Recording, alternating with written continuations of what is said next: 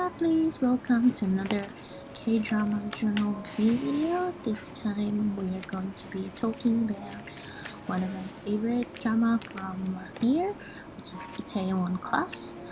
As usual, there might be some spoilers in this video, so if you haven't watched Itaewon Class and you would like to watch it without having any spoilers, then you probably should head over to the other video that I made that is without spoiler.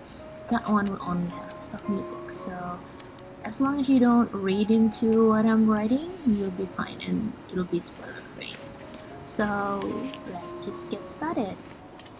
Actually, before I started watching this drama, I've already heard so much good things about it, and usually when I heard good things about a drama, it actually kind of makes my expectation really high. That way, when I come in, sometimes I ended up disappointed if the drama isn't as good as people think it is. But with this one, it actually not only meets my expectation, but it actually exceeds it. So yeah, I actually really like this drama. It's probably one of my favorite one from last year. This drama is largely an underdog story about an ordinary guy.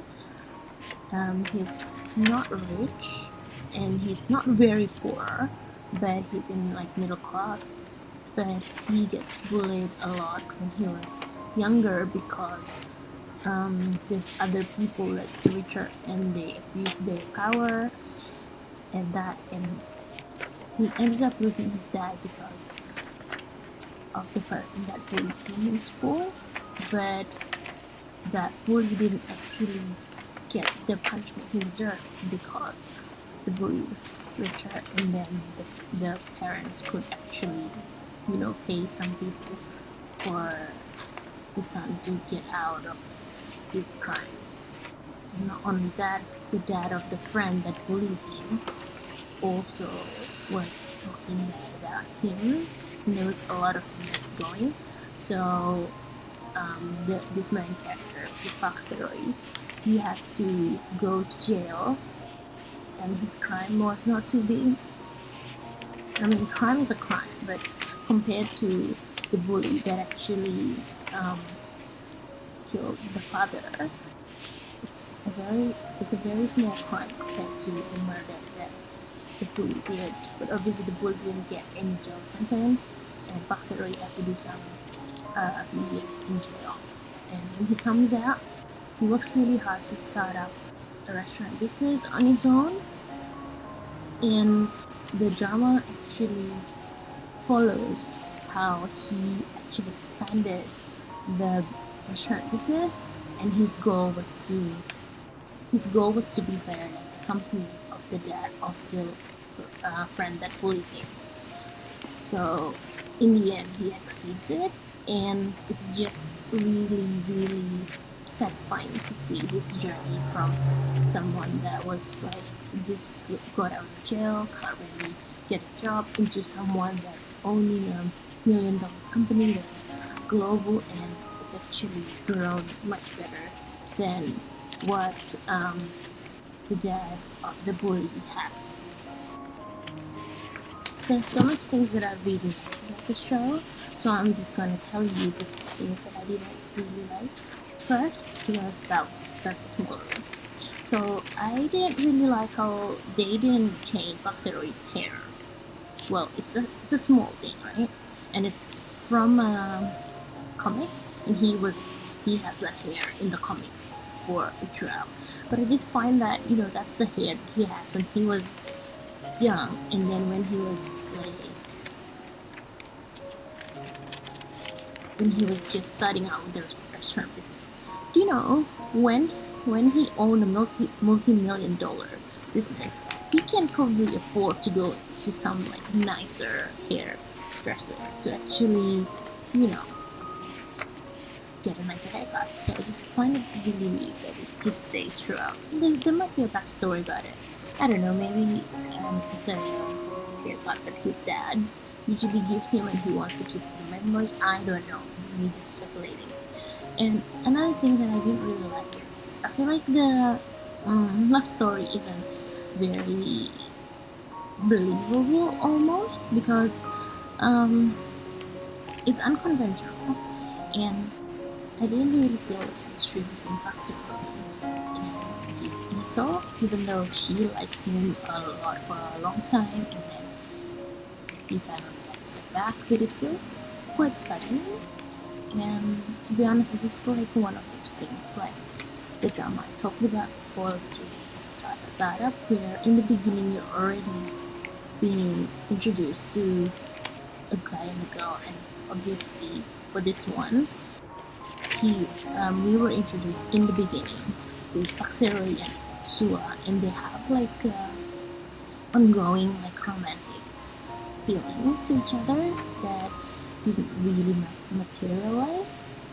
And I feel like, you know what, they were already in the beginning together, and I just feel a little bit cheated that, like, you know, there's things that happens. I mean, it's good and fresh that way, because not the person that you see in the beginning must end up with each other.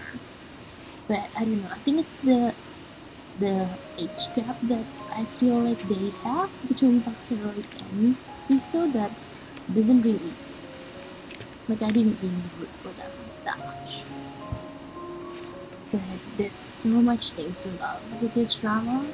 I really love the ensemble of the Tambang crew, because I feel like they're very tight knit, and each of them has different story that gets explored. And like even Tony, the half foreign guy that keeps insisting he's Korean, that has a backstory as well, and he gets to meet his grandma. And I feel like not a lot of K-dramas really focus on the side characters as much as the main characters. So I actually like that each of them have their own little place where they can shine. Also, my favorite side story is actually the Mahini, which is she's a transgender, and in Korea it's really a taboo topic for her. And she was able to go through that and like emerge really strong. I really like the part where she was in a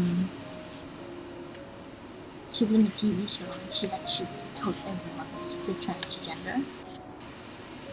I really like the poem that Iso gave to Mahini when she's actually going through this. I'll read it to you because I really like it. So, I'm a rock, go ahead and see me. I won't budge an inch because I'm a rock. Go ahead and beat me up. I'm a solid rock. Go ahead and leave me in darkness. I am a rock that will shine all along. I don't break, ash, nor decay as I go against nature's way. I survive. I am diamond. So basically, she's saying that, you know, I'm a rock, but I'm not just a rock, I'm a diamond. And you don't know it until the end of the poem, that like she's saying that she's diamond, which is very good. Well, not, you don't know until the end of the poem. Like in the beginning, you just think he's like, you know, making fun of Mohini and saying she's a rock, but you don't know until the end that, you know, she actually said, hey, you know what, you're actually a diamond, not just a rock, not just a normal rock. So I feel like that's a really nice turning point for her. And I also really like the diversity in this drama. So basically, they have a transgender character, they also have a half Korean character, and I don't know, I just don't really usually see this in K-dramas. I mean, they do have foreign characters sometimes, but they're just like very extras. It only comes up in like, you know, 5 seconds or like 15 minutes or whatever. They're usually like, you know, they're from America and they're just like a business partner or, you know, a doctor or something like that. But this, they're actually being like embedded into the drama, so I feel like it's really a good, I feel like it's a really nice change from other K-dramas. I also really like the message about hard work and being smart, and like, you know, like Sarah has to save up and for the money that he gets from his dad insurance, he actually put in to buy the shares from Damba. He actually put in to buy shares from Janga, which is the company of the bully's dad. And in later down the track, they were very shocked. Like, why is Sarah in the list of the board of directors? But it's because he's being wise, and it's also telling you the importance of planning and just sheer hard work. And I really like how there's a dynamic between of Seri that's a bit more traditional because he's older, and Lisa, who is much more savvy with technology and knows how to kind of go into the world of younger people, and they mesh really well. Because I feel like Iso is very very hot tempered, and like there was a part in the story where she would say, if the worker isn't doing well, we should just fire them and replace them. But instead of doing that, Sarah actually increases the worker's salary and say, hey, I really want you to work hard, and in the end it pays off. So that's the dynamics between the younger thinking and the more conservative thinking is actually very nice to see in this drama. I also like that the plot is unpredictable. Like, I really love K-dramas that doesn't have a predictable plot, and this is one of it. There's not a lot of drama that keeps me on my seat and being like, oh my god, I have to watch the next one, and this one is one of those. So I feel like I can't predict anything. I mean, I've watched a lot of K-dramas. I kind of usually can kind of gauge where it's going, but with this, it's always fresh and it's always new. And my parents actually watched this one, they really really like it. My dad doesn't usually watch K-dramas, but he actually really likes this one, and he was the one that keeps telling my mom, come on, let's go watch it. So I feel like it's not just me that really love this. It's something that you can watch no matter what age you are, and yes, I really, it's not like you can't tell already about how much I rant about this, but I really really like the drama. So I really, and I know if you're listening to this, you probably already watched it, so you don't need me to recommend it, but I would still recommend it to you anyway, because I really love the drama.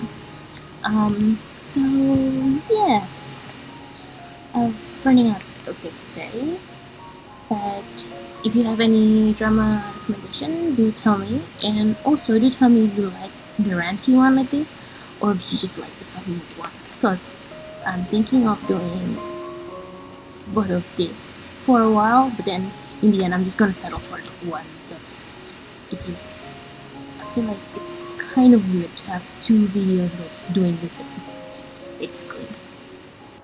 But yeah, thank you for listening to the end. I hope you're staying safe and healthy, and I hope you're watching lots of K-dramas. If you have any K-dramas that you'd like to recommend me, then let me know in the comments.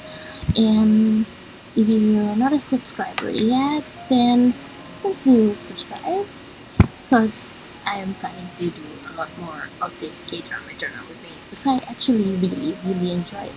So yeah, hope to see you in the next one. Bye bye.